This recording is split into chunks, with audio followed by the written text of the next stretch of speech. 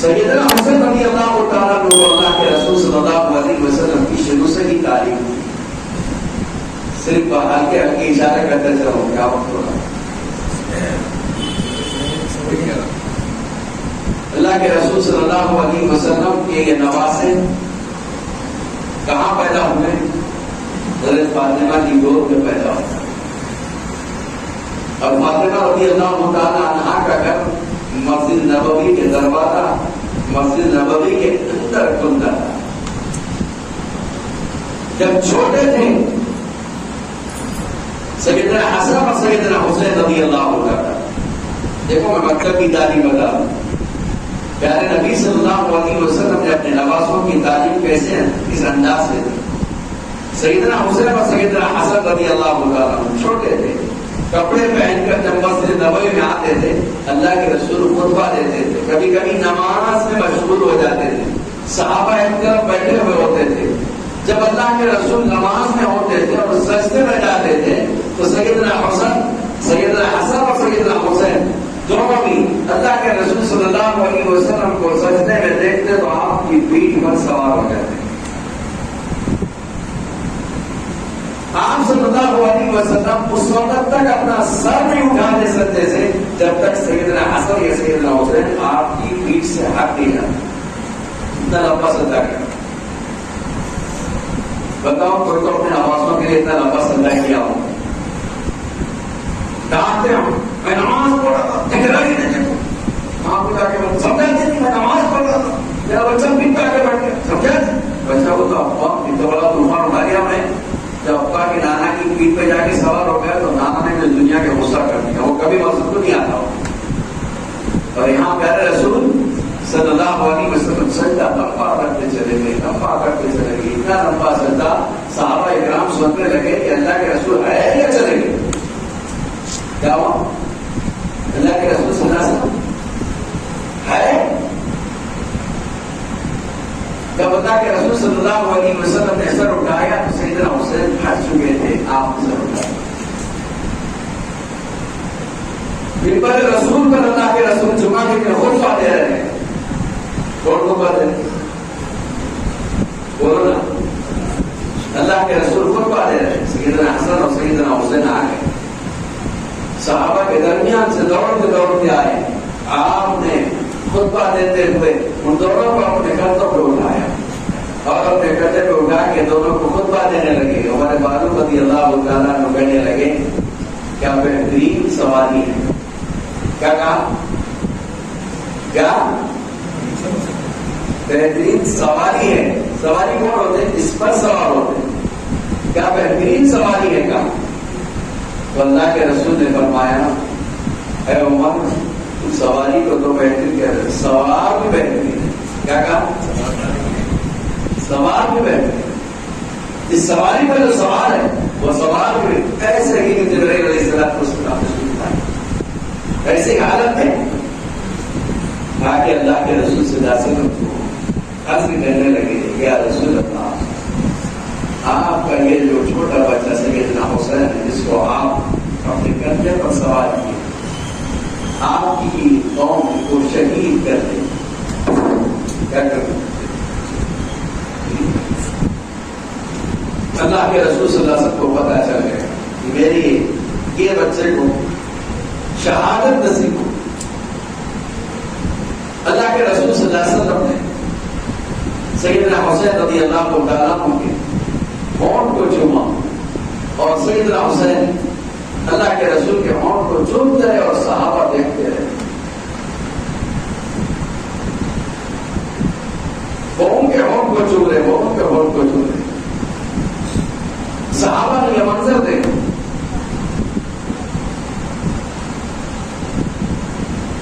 سیدنا حسن اور سیدنا حسین رضی اللہ تعالیٰ دونوں کے دونوں مسجد نبوی کے اندر بڑے ہوئے، آپ صلی اللہ علیہ وسلم کی تربیت میں لقمہ بھی کھانے کی چیزوں پہ بھی پوری نظر ہوتی تھی اس کی، انہی لوگوں غلط لقمہ سیدنا حسن اور سیدنا حسین کے پیٹ میں نظر اتنی نگرانی کرتے تھے۔ ہمارے بچوں کو تو چھوٹے پن میں بچوں کو نہیں معلوم، مدرسہ نہیں معلوم، مسجد نہیں معلوم. کون سے بچے مسجد میں نہیں آنا؟ ذرا میں پہلے واضح کر دوں، وہ بچے مسجد میں نہیں آنا جن کو پیشاب پاخانے کا احساس نہیں ہوتا. اللہ کے رسول نے پاگلوں سے اور بچوں سے مسجد کو بچاؤ، پاگلوں سے اور پاگلوں سے اور بچوں سے مسجد کو بچاؤ. بچوں سے مطلب وہ بچے جن کو پیشاب پاخانہ کرنے کا ادب نہیں معلوم، مسجد کا ادب نہیں معلوم، ایسے بچوں کو لانے سے آپ صلی اللہ علیہ وسلم نے روکا ہے. جو بچے مکتب میں آ رہے ہیں ان کو منصب آداب سکھلا رہے ہیں، جو بچے اسکول جا رہے ہیں ان کو ماسٹر آداب سکھلا رہا ہے، کھڑے ہونے کے آداب سکھا رہا، بیٹھنے کے آداب سکھا رہا. وہاں ادب سے رہ رہے ہیں، وہاں ادب سیکھ رہے ہیں، اور ہم بچے چھوٹے ہیں بلکہ مسجد میں نہیں لا رہے. اسی لیے میں تمام کو آگاہ کر رہا ہوں. ایک مسئلہ بھی سنتے چلے گا، وہ بچے جو مسجد کے اندر آ رہے ہیں نماز کے ادب سے واقف ہے، نماز کے ادب اور احترام سے واقف ہے، رکوع سجدہ کرنا جانتے ہیں. اگر وہ پہلی صف میں کھڑے ہو جاتے ہیں تو ان کا حق ہے پہلی صف میں کھڑے ہو جاتے ہیں، ان کو کوئی آدمی پیچھے نہیں کرتا. وہ آگے پہلے ان کا آپ پہلے آؤ، آپ کا وہ آگے ان کا. آپ ان کو آج ہٹا دیں گے وہ ہمیشہ کے لیے ہٹ جائے، ہمیشہ کے لیے. پھر بولے گا وہ بچے تو بوڑھے میں آپ کو پیچھے کر دیتے، اس لیے آپ مسجد میں نہیں آ رہے. اب بڑے ہونے کے بعد ان کو کچھ تبلیغ والے لے کے آنا پڑتا، پکڑ کے کھینچ کے لے کے آنا پڑتا، فضائل سنا کے، چاکلیٹ بتا کے، اللہ کے جنت کی حوروں کی شکلیں دکھا کے لے کے آنا پڑتا. اب جنت کی حوروں کی شکلیں میں آتے، 4 نماز پڑھتے، کہیں نہیں چلے جاتے. ارے حور ملتی وجہ میری نہیں وجہ چلے گئے. اپنے کو دنیا کی ضرورت نہیں ملی، آخرت کی کیا ملے گی. اس لیے یہ چھوٹے جو بچے آپ کے پاس ہیں مسجد میں آئیں گے ادب لحاظ سے اگر بیٹھتے ہیں، وہ اگر مسجد میں نماز پڑھتے ہیں اور پیچھے بڑوں کی سب ہوتی ہے اور سامنے بچے بھی ہے اور چھوٹے بھی ہے بڑے بھی ہیں اور پیچھے ڈر کے مارے وہ ادب قاعدے سے نماز پڑھیں گے، پڑھتے وہ پکے نمازی بن جائیں. پھر شوق ہوگا، پھر ان کے اندر ایک امنگ ہوگی، جذبہ ہوگا سب سے اول نماز میں آنے کا، پھر اس کے بعد پڑھنے کا، نفلیں پڑھنے کا، قرآن پڑھنے کا، مسجد کو آباد کرنے کا. وہی جذبہ پیدا ہوگا ان کو مسجد کے آباد کرنے کا. ابھی چند منٹوں پہلے میں کمرے میں بیٹھا تھا تو میرے کو سب نئے چہرے نظر آئے، ملاقات کرنے والوں میں ذمہ داروں میں جن کو میں جانتا نہیں، ورنہ اس مسجد کی بنیاد میں شریک ہوں. وہ لوگ جو اس مسجد کی بنیاد میں شریک تھے وہ یہاں نہیں آئے، نظر میں نہیں آئے. ایک کا لوگ کا ہوں گے تو پتا نہیں، لیکن جو لوگ اب میرے سامنے نظر آئے اس وقت چھوڑ دیتے ہوں گے اور مسجد کو آباد کر دیتے ہوں گے. آج ذمہ دار بن کے مسجد کی آبادی کی فکر لگ گئی، محلے کی فکر لگ گئی. اس لیے میں عزیز دوستوں بزرگوں سیدنا حسین رضی اللہ تعالیٰ اور سیدنا حسن کی بات بتایا کہ اللہ کے رسول صلی اللہ علیہ وسلم ان کے ہونٹوں کا بوسہ لے رہے ہیں اور جبرائیل علیہ السلام آ کر خبر دے رہے ہیں کہ آپ کا یہ نواسا اس کو شہید کر دیا جائے. اسی لیے اللہ کے رسول صلی اللہ علیہ وسلم نے فرمایا جنت کے نوجوانوں کے سردار سیدنا حسن اور سیدنا حسین. وہی حسین ایک اقدار کو لے کر، ایک سوچ کو لے کر مدینہ منورہ میں رہنے لگے. اطلاع آئی گورنر کی طرف سے کہ آپ کو بلایا گیا.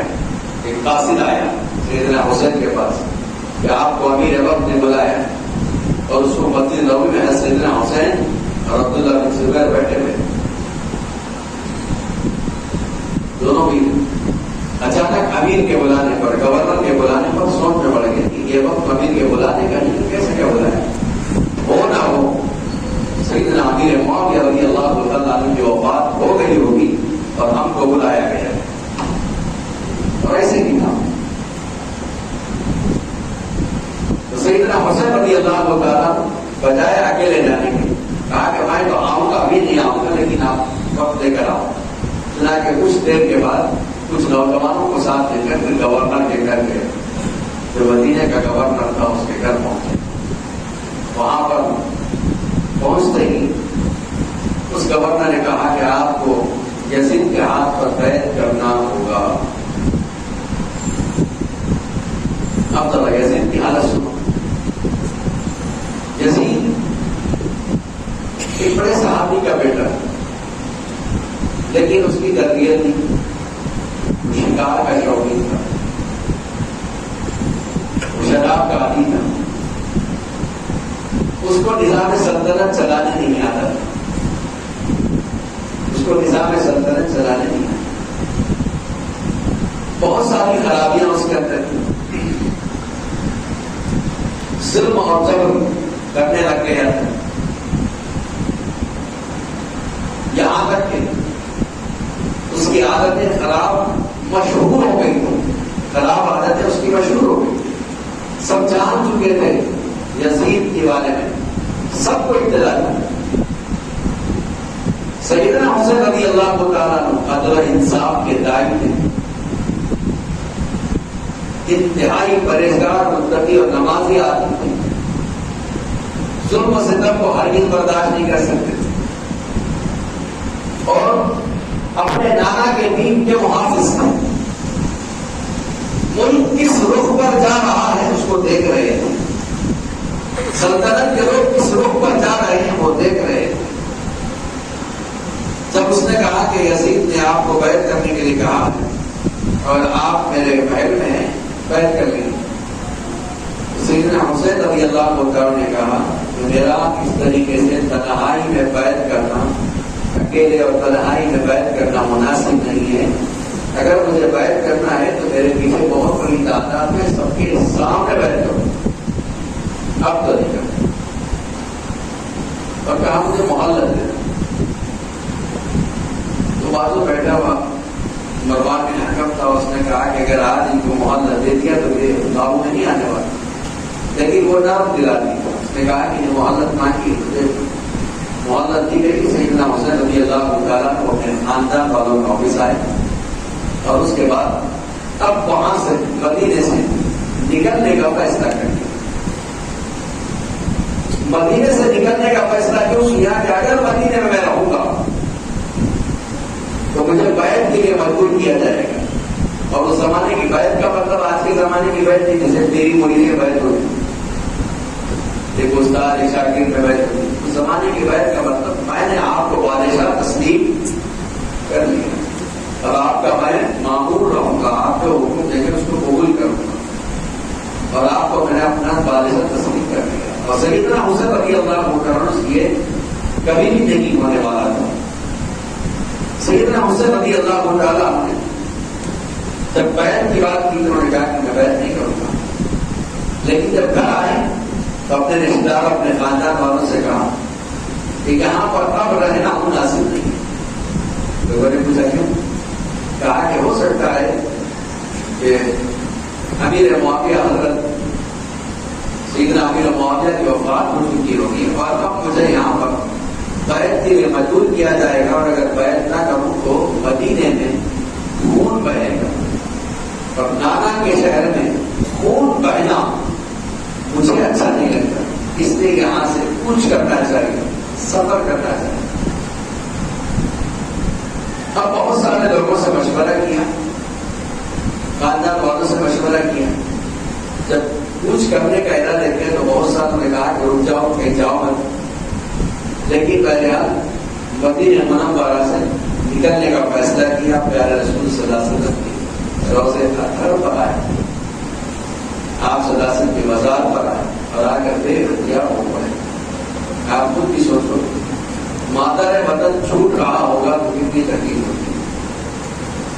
اپنا گاؤں جب چھوٹ رہا ہو، جس گاؤں میں پلے بڑے پیدا ہوئے، وہ گاؤں جب گاؤں سے جدا ہو رہے ہوں کتنا ہو رہے. پھر اس کے بعد وہ شہر بھی مقدس ہے.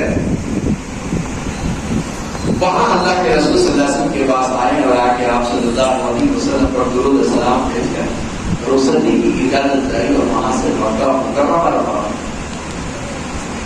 مکہ مکرمہ جب خاندان کے ساتھ مکہ مکرمہ پہنچے، وہاں پر رہنے لگے. تو مکہ مکرمہ کے اندر بھی جو یزید کا گورنر تھا اس کو بھی خبر کر دی گئی کہ اگر حسین آئے تو تمہاری بیعت کی جائے. ادھر یزید کی خلافت کی بیعت پورے علاقے کے اندر چل پڑی اور سیدنا حسین اور ان کے پورے قریب کے لوگ جتنے بھی چاہنے والے تھے ان لوگوں نے بیعت نہیں کیا.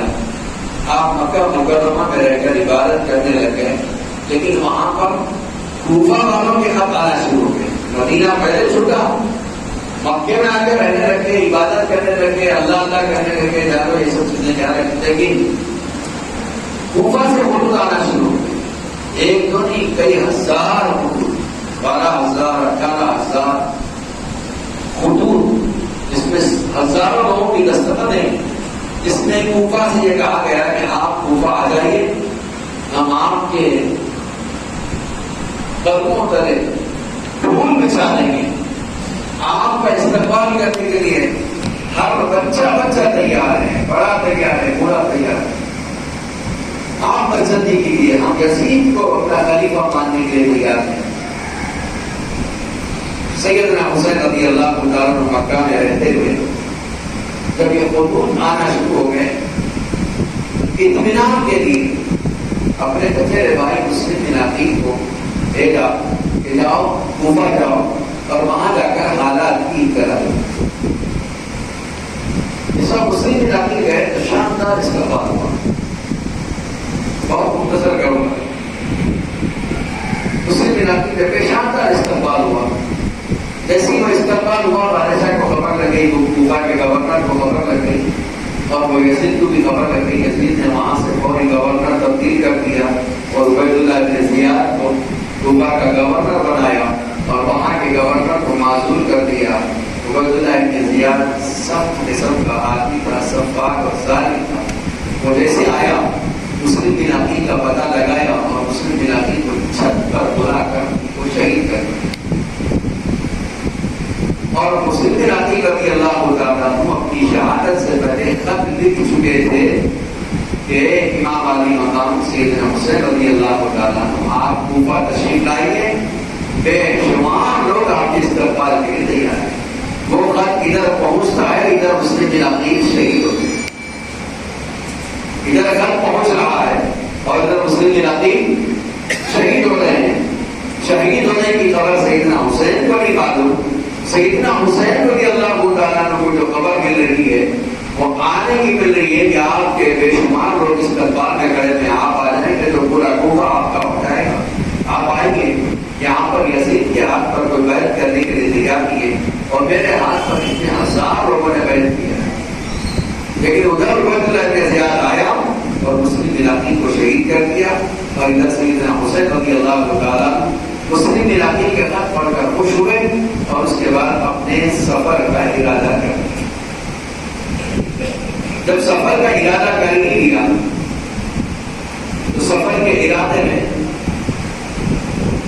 اپنے ارادے کی خبر بہت سارے اپنے سینئر لوگوں کو، اپنے بڑے بزرگان جو وہاں پر موجود تھے ان کو اطلاع دی کہ میں مکہ چھوڑ کر کوفہ جا رہا ہوں اور وہاں کے لوگ مجھے بلا رہے ہیں. تو بہت سارے جو صحابہ کرام اس وقت موجود تھے، رسول اللہ کے چاہنے والے عاشق رسول موجود تھے، انہوں نے کہا کہ آپ مت جائیں، اس لیے کہ وہاں پر کوفی لا یوفی، کوفہ والے نے کسی کے ساتھ وفاداری نہیں کی. آپ بھی مت جائیے، اگر جا رہے ہیں تو پھر تنہا جائیے، اپنے پورے خاندان والوں کو لے کر مت جائیے. بہت سمجھائے لیکن سیدنا حسین رضی اللہ عنہ نے سفر کا ارادہ پختہ کر لیا. اور پختہ ارادہ کرنے کی وجہ کیا تھی؟ تو دین کی سربلندی تھی. دین کی سربلندی، چاہو اقتدار نہیں تھا، سلطنت نہیں تھی، دین کی سربلندی، دین کی بقا.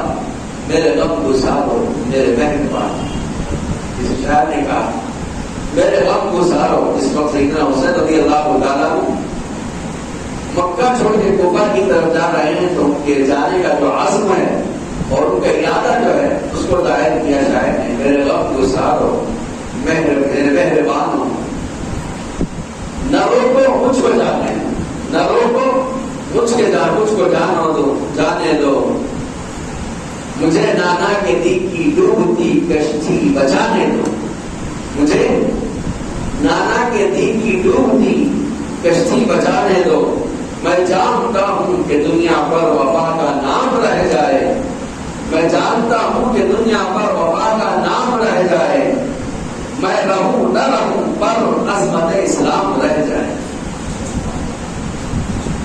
میں نہیں چاہتا ہوں تو نبی کے گھر کی آن جاتی ہے۔ آپ لوگوں کے کہنے پر اگر میں نہیں جاتا ہوں تو نبی کے گھر کی آن جاتی ہے، تمہارا دین جاتا ہے، میری غیرت ایمان جاتی ہے۔ تمہارا دین جاتا ہے، میں اگر نہیں جاؤں گا تو نبی کی آن جاتی ہے، تمہارا دین جاتا ہے، میری غیرت ایمان جاتی ہے۔ اور سیدنا حسین رضی اللہ تعالیٰ عنہ کا سفر جو ہوا ہے وہ اسی ارادے سے ہوا۔ ہم سب کے دین کی حفاظت کا مقصود تھا، اور پھر اس کے بعد جب سب لوگوں نے دیکھ لیا کہ سیدنا حسین رضی اللہ تعالیٰ عنہ اپنے جانے کا ارادہ پختہ کر چکے، تو پھر ان کو جانے کچھ میل چلے، کچھ لمبا سفر ہوا، اسی میں آ کر کے جلا دی سیدنا حسین رضی اللہ تعالیٰ امام علی مقام۔ آپ اس منزل کی طرف جا رہے ہیں، وہاں پر حال یہ ہے کہ آپ نے جو اپنے قاسم مسلم بن عقیل کو روانہ کیا تھا ان کو شہید کر دیا۔ یہ پہلی خبر تھی جو آپ کے دل کو ٹکڑے کر دینے والی تھا۔ مسلم بن عقیل رضی اللہ تعالیٰ کی شہادت کی خبر ملی تو آپ نے پھر اپنے اہل خانہ سے، اپنے آباد و انصار سے، اپنے احباب سے مشورہ کیا کیا کرنا چاہیے۔ سب لوگوں نے کہا کہ اب نہیں، اب تو جانا ہی ہے، جانا ہے، مسلم بن عقیل کی شہادت کا بدلہ لینا بھی ہے، اور اب تو جو ہے سفر ملتوی کرنا نہیں، جانا ہی۔ پھر پختہ ارادہ کر کے چلے، اور ادھر نظام سلطنت حرکت میں آ گیا۔ عبید اللہ بن زیاد کو بہت سخت احکام مل چکے تھے، کسی بھی حال میں سیدنا حسین امام علی مقام کو بیعت پر مجبور کیا جائے، ان کو گھیرا جائے، اور اگر بیعت نہ کرے ان کا قتل کر دیا جائے۔ عبید اللہ بن زیاد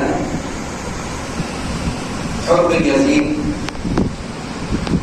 ایک نام پر جنگ ہے، ان کے ساتھ 1000 کا لشکر دے کے بھیج دیا، جہاں بھی امام علی مقام سیدنا حسین رضی اللہ عنہ کا گھیرا کر ان کو محصور کر لو، ان کا محاصرہ کر لو، اور ان کو گھیر لو، اور ان کو ادھر ادھر بھاگنے نہ دو۔ جیسے کہ وہ امام علی مقام سیدنا حسین رضی اللہ عنہ کو ایک مقام پر دیکھ لیا اور یزید فوری ان کو گھیر لیا۔ درمیان کی بہت ساری باتیں چھوڑتے ہوئے میں آگے جا رہا ہوں، وقت کم ہے، جلدی سے مجھے اپنے مطلب پر آنا ہے۔ امام علی مقام سیدنا حسین رضی اللہ عنہ سے حر بن یزید کی بات ہوئی، مکالمہ ہوا، حر بن یزید نے کہا کہ نہیں، میں تو پابند ہوں آپ کو پکڑنے کا، اب آپ کو میں نے گھیر لیا ہے، اب میرے دائرے سے باہر اس وقت تک نہیں جا سکتی جب تک میں آپ کو اجازت دوں۔ چنانچہ وقت نماز کا تھا، سیدنا امام علی مقام حسین رضی اللہ عنہ نماز پڑھنے کے لیے جب کھڑے ہوئے تو انہوں نے کہا کہ تم الگ سے نماز پڑھو گی کہ ہمارے پیچھے پڑھو؟ کہا کہ نہیں، امام نماز تو آپ ہی پڑھائیں گے، ہم آپ امام ہیں، ہم پیچھے پڑھیں گے، نماز تو آپ کے پیچھے ہی پڑھیں گے۔ پتا چلا سیدنا حسین رضی اللہ تعالیٰ عنہ کی سنتوں میں سے ایک سنت یہ بھی ہے، نماز پیچھے پڑھ رہے ہیں امام کے، لیکن امام سے دشمنی ہے۔ کس سے دشمنی؟ امام سے۔ نماز کون پڑھا ہے؟ امام حسین۔ اور پیچھے نماز پڑھنے والے جہاں آپ کے چاہنے والے ہیں وہاں آپ کے نہ چاہنے والے بھی ہیں، ایک ہی سب میں دشمن بھی ہے اور بولو دوست بھی ہے۔ تو امام حسین رضی اللہ عنہ نماز پڑھائی، نماز پڑھنے کے بعد خطبہ دیا، خطبے میں اپنے مقام کو بتلایا، اپنے آنے کے مقصد کو بتلایا، لیکن حر بن یزید چونکہ بابت تھا عبید اللہ بن زیاد کا، اس نے کہا کہ آپ یقیناً آپ مرتبے والے ہیں، لیکن مجھے آپ کو گھیرنے کے لیے کہا گیا، میں مجبور ہوں، لہٰذا آپ کو وہاں تک تو لے جانا میرا کام ہے۔ کر بہرحال اس مقام پر جس مقام پر اللہ کے رسول صلی اللہ علیہ وسلم کو بتلایا گیا تھا کہ آپ کے بچے آپ کے اس نواسے کو کربلا میں شہید کر دیا جائے. اس سے پہلے ایک بات بتاؤ،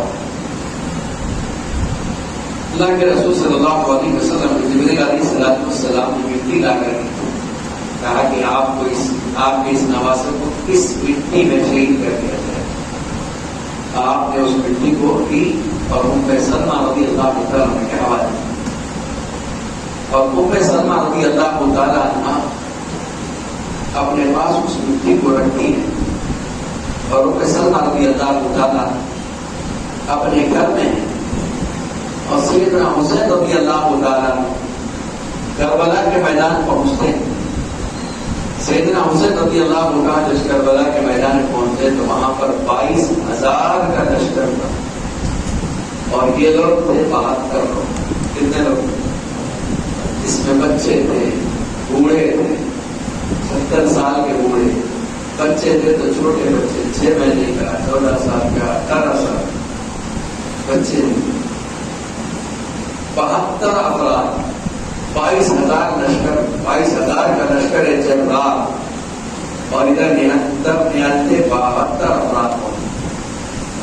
کربلا کے میدان میں آپ ٹھہر گئے. نبی شب تھی، آخری دن تھا. لشکر میں سے بہت سارے لوگ آ کر سیدنا حسین سے بات کی، سیدنا حسین نے ان سے بات کی. سیدنا حسین رضی اللہ عنہ نے اپنی بات بتایا کہ میرا قصور کیا ہے جب تم میرے قتل کے در پہ پڑے ہو. میری مارنے کی، مجھے قتل کرنے کی وجہ تو بتاؤ. اور تم جانتے ہو کہ میں خود سے نہیں آیا، تمہارے خطوط ہے، اتنے خطوط ہے، اتنے لوگوں نے مجھے بلایا. پھر آپ نے اپنا مقام بتایا کہ میں پیارے نبی صلی اللہ علیہ وسلم کا نواسا، فاطمہ کا دلارا، علی کا شہزادہ.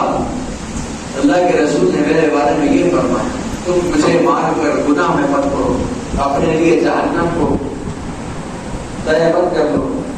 لیکن کسی نے کوئی بات نہ سنی اور اس کے بعد آپ کو بیعت کرنے کے لیے مجبور کیا تھا. آپ نے کہا بیعت تو نہیں کرو. پھر آپ نے کہا کہ ٹھیک ہے، اگر مجھے بیعت کرنے میں مجبور کرے تو مجھے ملاقات کرنے تو عزیز سے میں خود بات کر لوں گا، یا پھر مجھے اسلام کی سرحدوں پہ چلے جاتا وہاں جاؤں. کوئی بات قبول نہیں کی گئی، کوئی شرط منظور نہیں ہوئی. پھر سیدنا حسین رضی اللہ عنہ نے بھی وہ رات کہا کہ ٹھیک ہے، رات ہو گئی ہے، اب یہ رات ہم تھوڑی دیر عبادت کر لیں گے، اللہ سے دعا مانگیں گے، کل صبح دن ہونے کے بعد جو ہوگا. رات ایسی ہوئی، سب نے قبول کر لیا. رات ہوگی، صبح دیکھے تھے وہ 9 تاریخ کی رات تھی. لشکر جرار جو 22,000 کا تھا اپنے خیموں میں دھوپ مچاتا ہوا، ناچ گانے کرتا ہوا، وہ شراب کی وہ بوتلیں لٹاتا ہوا ناچتا رہا. اور سیدنا حسین رضی اللہ عنہ سے چراغ نکل رہا تھا، اس کو گل کیا. اور اس کے بعد آپ کے ساتھ آپ کے اہل خانہ تھی، آپ کی بہن زینب، سیدہ زینب تھی، آپ کی بیوی شہربانو تھی، آپ کی بچی سکینہ تھی، اور آپ کے ساتھ علی اصغر اور بہت سارے خواتین جو آپ کے ساتھ آئی ہوئی. ان تمام سے کہا کہ دیکھو یہ لوگوں کو میرے سے مطلب ہے، ان لوگوں کو میرے سے مطلب ہے. میں نے رات میں چراغ ٹھیک کر دیا، اندھیرا ہو گیا، تم چلے جا سکتے ہو تو آج کی رات تم چلے جاؤ، تم کو تو کچھ نقصان نہیں پہنچائے. میں مغلوب ہوں، میں رہوں گا. اس میں 70 سال کے مسلم اوس جا رضی اللہ تعالیٰ عنہ انہوں نے کہا اے حسین کیا بات، آپ کو چھوڑ کے ہم کہاں چلے جائیں؟ 70 مرتبہ بھی اگر مجھے کاٹ دیا جائے اور مجھے جلا دیا جائے، میرے ٹکڑے کر دیا جائے اور حوالہ اڑا دیا جائے، تب بھی میں آپ کا ساتھ نہیں چھوڑوں. آپ کے ساتھ رہنے والوں کا جذبہ. اس میں حبیب بن مظاہر بھی تھے. انہوں نے کہا کہ آپ کو چھوڑ کر ہم کہاں چلے جائیں؟ کیا کہیں گے نانا جانا، میرے نواسے کو تنہا چھوڑ کر چلے گئے. وہ 72 کے 72 افراد خدمت کر کے رہے، رات بھر عبادت کرتے رہے. رات میں نیند لگی تو آپ نے اللہ کے رسول صلی اللہ علیہ وسلم کو دیکھا. فکر بات ہے، اللہ کے رسول صلی اللہ علیہ وسلم اپنے ہی لوگوں سے کہنے لگے کہ میرا نواسا کو شہید کر دیا گیا. آپ کی بے چینی کو دیکھ کر سیدنا حسین رضی اللہ عنہ سمجھ گئے کہ میری رات کی آخری رات ہے. اور اس کے بعد صبح ہوئی. صبح ہوتے ہی سیدنا حسین رضی اللہ عنہ فجر کی نماز پڑھی اور اس کے بعد سورج اچھی طریقے سے چمکنے لگ گیا تو آپ پھر لوگوں کے سامنے آ کر خطبہ دیا, لطیفہ خطبہ دیا, مؤثر خطبہ دیا, اثردار خطبہ, جس نے کہا کہ کچھ سے تم میرا وجہ تو بتاؤ, میرے قتل کرنے کی, میرے پیچھے پڑ جانے کی وجہ تو بتاؤ. اور یاد رکھو میں خاندان سادات کا ایک فرد ہوں, علی کا شہزادہ ہوں, فاطمہ کا دلارا ہوں, اور پیارے نبی حضرت محمد مصطفیٰ صلی اللہ علیہ وسلم کا نواسا ہوں. آپ نے بہت کچھ اپنے مقام اور مرتبے سمجھائے, اپنی فضیلت سمجھائی, اور پھر اس کے بعد یہ بھی کہا کہ میں خود سے نہیں آیا, مجھے بلایا گیا. کہاں ہے وہ لوگ جنہوں نے مجھے بلایا تھا؟ نام لے لے کر پکارا, سب کے چہرے نیچے تھے, سر جھکے ہوئے تھے, کسی نے کوئی جواب نہیں دیا. اور اس کے بعد کہا کہ ہم کو تو مقابلہ کرنا ہے, ہم کو تو جنگ کرنا ہے. اور اس کے بعد ہوا یہ کہ حضرت سیدنا حسین رضی اللہ تعالیٰ نے اپنے خاندان والوں سے جب بات کی تو خاندان والوں سے سیدہ زینب سے بات کی, سب سے بڑی عمر خاتون کی. کہا کہ بہن اب میرا وقت آ گیا ہے آج کل. چیزیں نکل گئی, رونے لگ گئی. کہا بھیا یہ کیا ہو گیا ہے؟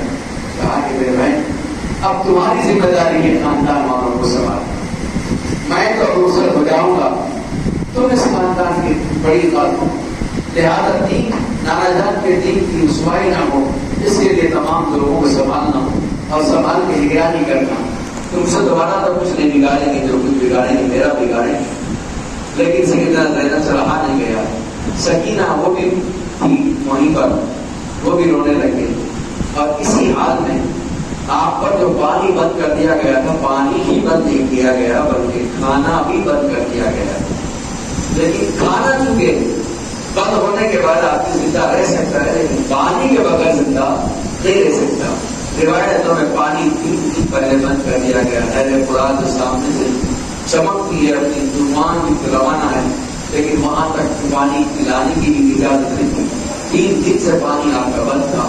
اور اسی دوران آپ کی بیوی شہر بانو نے آواز لگائی کہ 2 دن علی اصغر پیاسا ہے, جب اس کو پانی ملا دو. 3 دن سے پیاس کی وجہ سے پریشان ہے. علی اصغر رضی اللہ تعالیٰ عنہ کو گود میں لے کر سیدنا حسین رضی اللہ تعالیٰ نہر کی طرف دوڑتے ہیں, اور وہاں جا کے جب پانی لینے کے لیے چلو میں پانی لیتے ہیں, اور پانی لے کے ان کو پلانا ہی چاہتے ہیں کہ کسی دشمن ظالم نے جو تیر کا نشان لگایا, اور ایسا تیر لگایا, تاریخ کی کتابوں میں یہ بات ملتی ہے اس تیر سے جانوروں کو مارا جاتا ہے,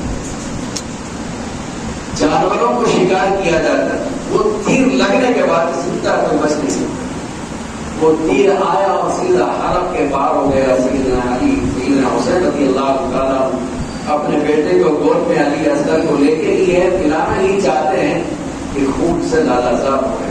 سیدنا حسین رضی اللہ تعالیٰ نے علی اصغر کا خون لیا اور آسمان کی طرف اٹھا کر کہا, اے اللہ جو چل کر نہیں آ سکتا تھا وہ اس کو گود میں لایا, آج اس کی بھی تو قربانی ہو گئی ہے.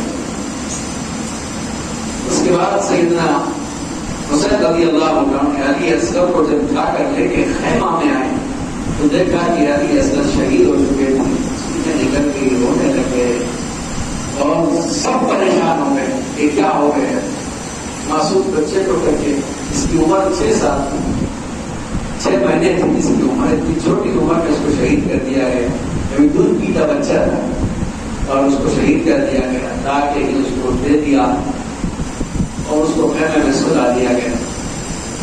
اس کے بعد آپ کے بڑے بیٹے علی اکبر تھے جو 18 سال کی عمر, انہوں نے دیکھ لیا کہ اب ایک ایک کر کے بہت سارے لوگ اپنے شہید ہو گئے, تو چند لوگ رہ گئے تھے خاندان کے, جس میں علی اصغر چھوٹے تھے, علی اکبر اس سے بڑے تھے. آپ کے بھانجے, آپ کے بھتیجے, آپ کے بھائی سب آپ سے پہلے شہید ہو گئے.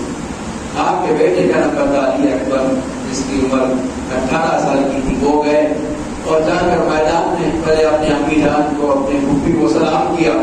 جس وقت سلام کر رہے تھے اس وقت اس کے آنکھ میں آنسو تھے, اور اس کے بعد کہنے لگے, پھوپھی جان آج وقت ہے اپنے ابا جان سے پہلے اپنے آپ کو شہید کرنے کا، دین کے لیے قربان ہونے کا، علی اکبر آگے بڑھتے ہیں اور تیر اور تلواروں کے سائے میں آپ جاتے ہیں اور اس کے بعد نقصان کی لڑائی لڑتے ہیں اور اس کے بعد آپ کو بھی شہید کر دیا جاتا۔ علی اکبر کو اٹھا کر لے کر آتے ہیں سیدنا حسین رضی اللہ تعالیٰ۔ یہ شہید وہ آخری شہید تھا آپ کے خیمے کا، جس کے بعد اب کوئی باقی نہیں رہ گیا تھا۔ 72 کے 72 سب کے سب ایک ایک کر کے شہید ہو گئے۔ علی اکبر آخری تھے اور آپ نے اٹھا کر لائے اور اپنے خیمے میں رکھ دیا۔ اور اس وقت علی اکبر کو اٹھا کر لا رہے تھے تو خون آپ کے علی اکبر کی سب سے ٹپک رہا تھا۔ کئی تیر اور کئی نیزے اور تلواروں کے زخم آپ کی سر پر تھے۔ اس کو لایا اور اس کے بعد اللہ کی طرف نگاہ کر کے فرمایا، اے اللہ اس علی اکبر کو بھی تو قبول فرمایا۔ اب نمبر تھا سیدنا حسین رضی اللہ عنہ اکیلے کا۔ سب لوگ تو آپ کو پوچھتے تھے اور آپ کو کسی عمل کے سلام کر کے جاتے تھے۔ اب امام علی مقام رضی اللہ تعالیٰ عنہ ہے، اب ان کی باری ہے تو یہ بھی اب سیدنا حسین رضی اللہ عنہ اپنے خیمے کی طرف پھر ایک مرتبہ آئے۔ سکینہ دیکھ رہی ہے، آپ کی شہربانو بیوی دیکھ رہی ہے، آپ کی بہنوں میں زینب دیکھ رہی ہے کہ اب بھیا کی باری ہے اور یہ جا رہے ہیں تو کہتے ہیں وہ کس کے حوالے کر کے جا رہے ہیں۔ وہاں پر تسلی بھرے جملے سیدنا حسین رضی اللہ عنہ نے اپنی بہن، اپنی بیوی اور اپنی بیٹی سے کہا، اور اس کے بعد سیدنا حسین رضی اللہ عنہ سے اپنی زینب نے کہا کہ سب کو جو تم اٹھا کے لا رہے جو تم کو اٹھا کے لائے۔ سیدنا حسین رضی اللہ تعالیٰ گھوڑے پر سوار ہوتے ہیں اور اس کے بعد جب نکلتے ہیں تو عزیز دوستوں بزرگوں، جب سوار ہو گئے نکلتے ہیں اور 22,000 کا لشکر اور اس کے درمیان میں اکیلا 72 لوگوں کے شہید ہونے کے بعد گیا 72 لوگوں کا زخم آپ کے سینے پر، 72 لوگوں کا زخم، خاندان کے سبھی لوگ ایک ایک کر کے چلے گئے۔ آپ کے بھتیجے، آپ کے بھانجے، آپ کے بھائی، آپ کے بیٹے سبھی چلے گئے، اللہ کو پیارے ہو گئے جنہوں نے جب شہادت نوش کر دی۔ اب باری سیدنا حسین کیا ہے، اللہ تبارک و تعالیٰ نے سیدنا حسین رضی اللہ تعالیٰ جو حوصلہ دیا، جو ہمت دی، وہ یہ ہمت تھی جیسے ہی آگے بڑھتے ہیں سیدنا حسین رضی اللہ تعالیٰ 22,000 کا لشکر ایسا بھاگتا ہے جیسے بھیڑ بکری بھاگتی۔ آپ کو دیکھ کر بھیڑ بکری جس طرح بھاگتی، ایسے جیسے شیر کو دیکھ کر بھیڑ بکری بھاگتی۔ شاعر نے کہا یہ کون سی وقار ہے بلا کا شخص سوار ہے، یہ کون سی وقار ہے بلا کا شخص سوار ہے، لباس ہے بٹا ہوا غبار سے ہٹا ہوا، تمام جسم نازنی چھٹا ہوا کٹا ہوا، یہ نبی کا نور عین ہے، یقین یقین پھر یقین یہ حسین ہے، یہ نبی کا نور عین ہے، یہ پھر یقین حسین۔ آپ اس حکمت اور شجاعت اور بہادری کے ساتھ اس لشکر کی طرف رواں ہوئے، سارے لوگ ادھر ادھر بھاگنے لگ گئے، پورے نظام کو تتر بتر کر دیا، اور اسی دوران آپ دوڑتے رہے، ایک ایک کو شہید، ایک ایک کو جہنم نصیب کرتے رہے، لیکن کب تک ایک آدمی لڑتا رہے گا؟ آخر میں جب دیکھ لیا کہ آپ کے جسم چھنی ہو گیا ہے، تیروں کے تیر آپ کے جسم پر لگ گئے، تلوار کے نیزوں کے گھاؤ سے آپ کا جسم چھنی ہو گیا، تو پھر اپنے گھوڑے سے اتر کر اپنی پیشانی کو سجدے میں رکھنے کے لیے اترے، اور اس کے بعد سجدہ کیا ہے تو وہ سجدہ بھی عجیب و غریب سجدہ ہے۔ اس سجدے میں سیدنا حسین رضی اللہ تعالیٰ نے اللہ تبارک و تعالیٰ سے جو دعائیں کی ہوگی اور جو مانگا ہوگا وہ تو مانگا ہوگا، لیکن سجدہ کس بات کی علامت تھی؟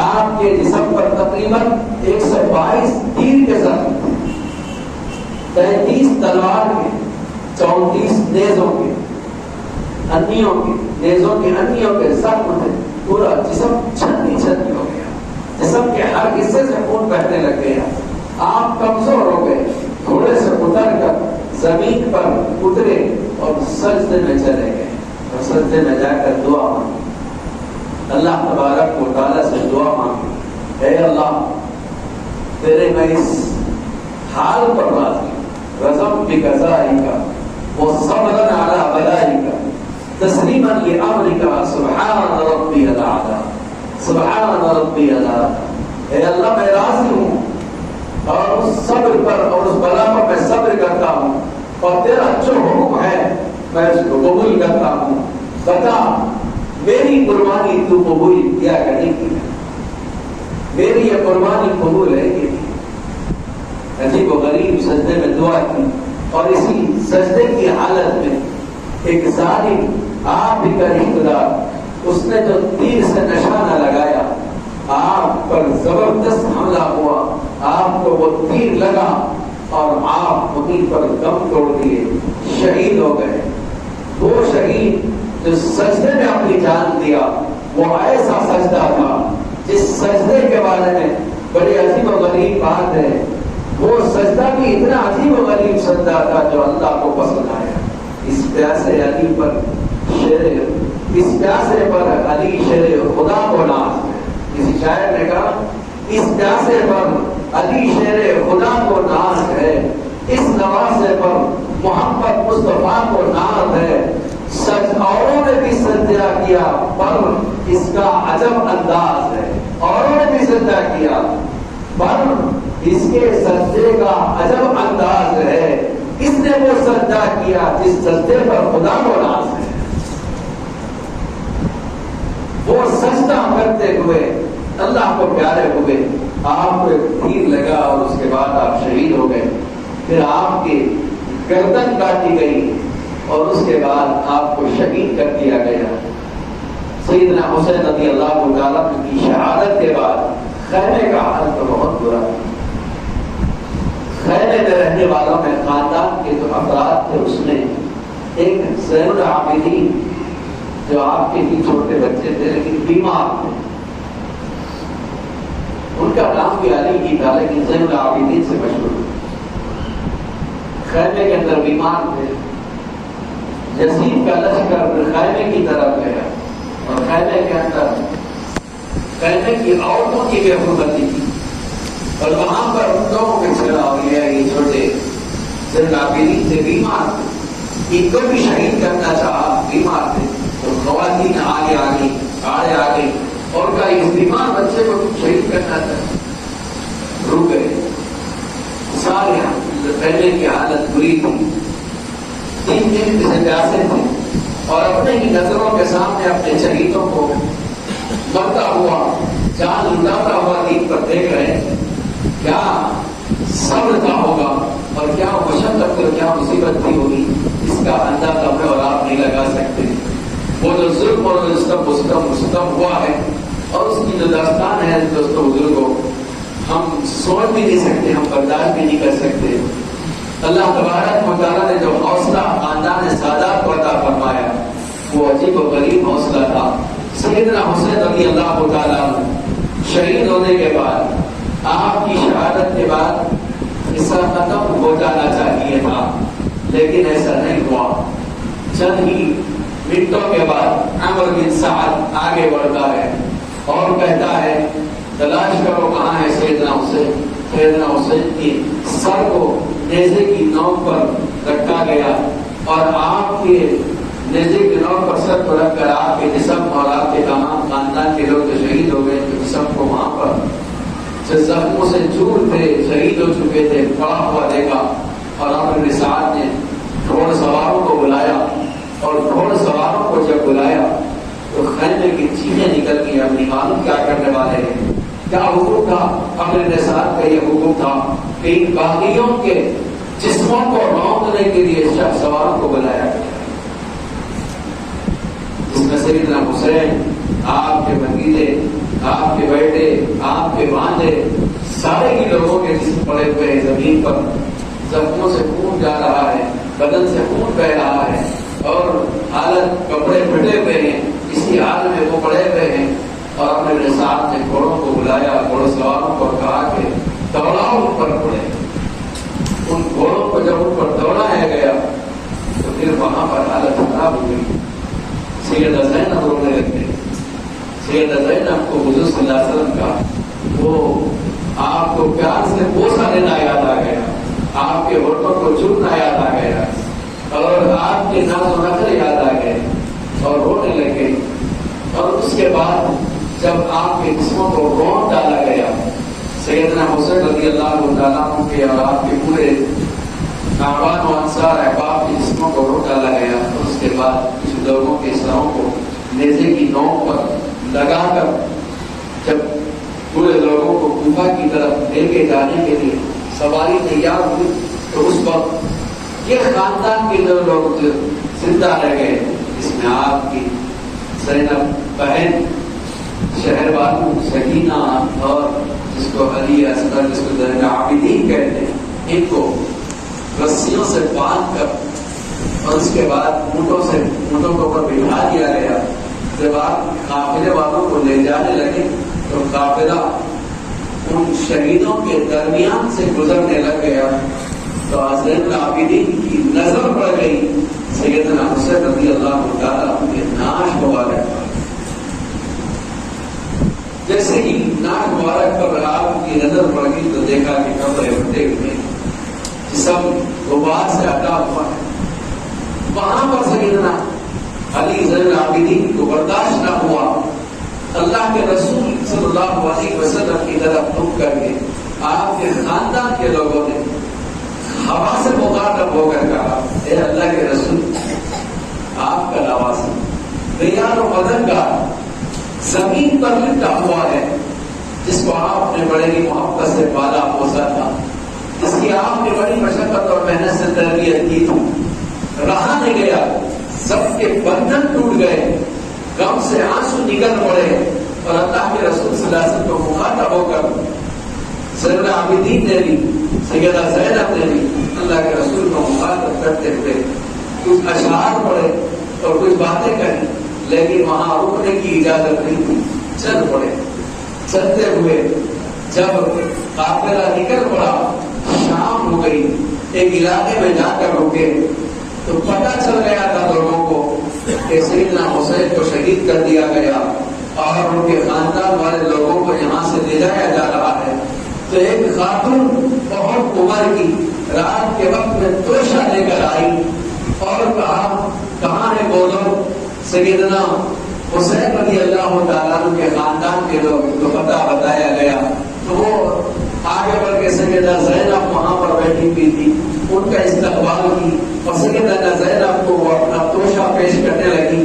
تو وہ خاتون کہتے ہوئے جو کہنے لگی, اجی آپ کون ہے میں تو نہیں جانتی, لیکن میں فاطمہ کی خادمہ ہوں, فاطمہ کی خادمہ ہوں, خدمت کرنے والی ہوں. اور جس وقت میں فاطمہ کی خدمت کر رہی تھی اس وقت ان کی گود میں ایک چھوٹی سی بچی تھی جس کا نام زینب تھا, اور وہ آدمی معلوم کہاں ہے.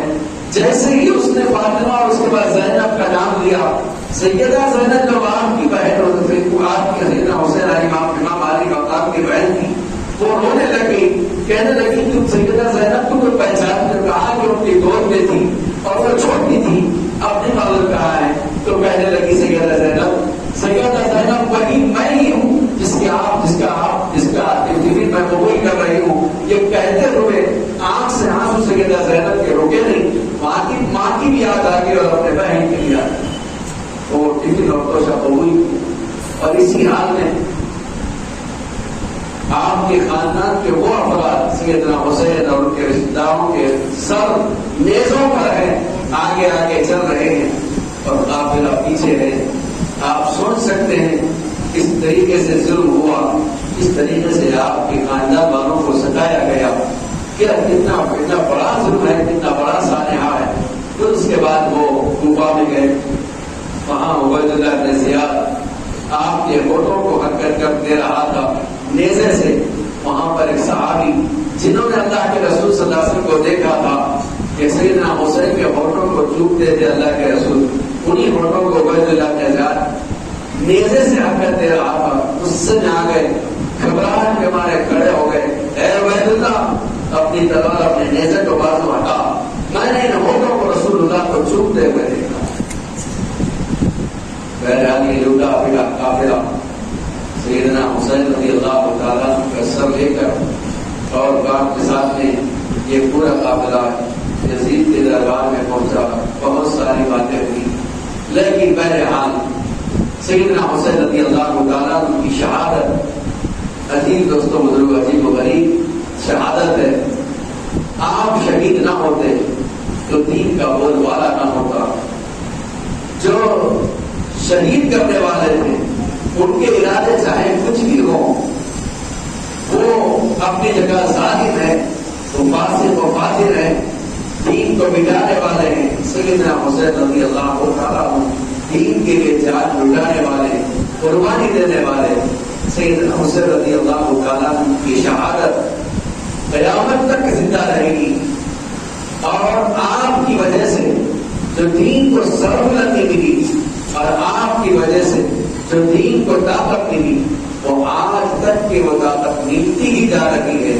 اسی لیے کہا تھا سیدنا حسین رضی اللہ تعالیٰ نے اپنے پوچھنے والوں سے کہ اے امام علی مقام، آپ جا رہے ہو تو آپ جانے کا مقصد کیا ہے؟ انہوں نے کہا کہ میں تمہارے لیے اسوہ ہوں، میں تمہارے لیے اسوہ ہوں، نمونہ ہوں اس بات کا، اگر میں ظلم و جبر کے خلاف آواز نہ اٹھاؤں گا تو پھر کون اٹھائے گا؟